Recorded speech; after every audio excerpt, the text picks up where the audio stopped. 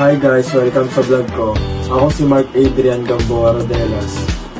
And for today, papakita ko naman sa inyo ang computer setup ko at ang specs nito.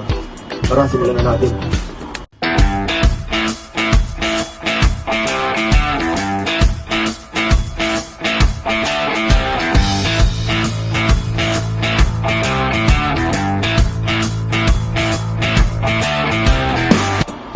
So ito ang computer ko. Ang device name niya ay Desktop PES1 EF4. Ito yung ginagamit ko sa paggawa ng assignment, pagre-research at minsan sa paglalaro. Ang processor ng computer ko ay AMD Ryzen 5 3400D with Radeon Vega graphics na may 3.70 GHz speed. Ibig sabihin, okay siya for multitasking tulad ng pag-open ng maraming apps at basic menu. Tara, tignan nyo.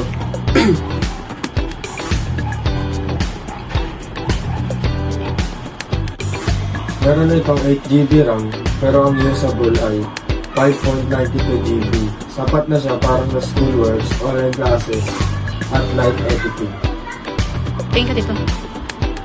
Ang system type nito ay 64-bit operating system, x64 base processor, kaya niyang mag-run ng mas modern na application.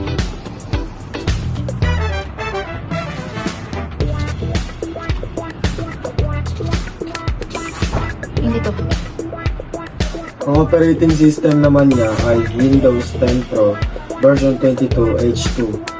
Updated siya at okay gamitin para sa iba't ibang tasks.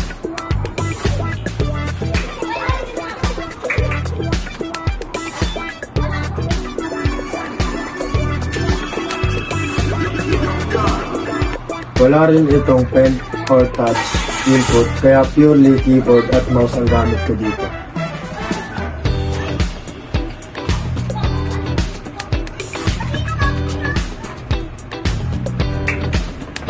So ayan ang specs ng computer ko. Simple lang pero very useful sa daily school task ko.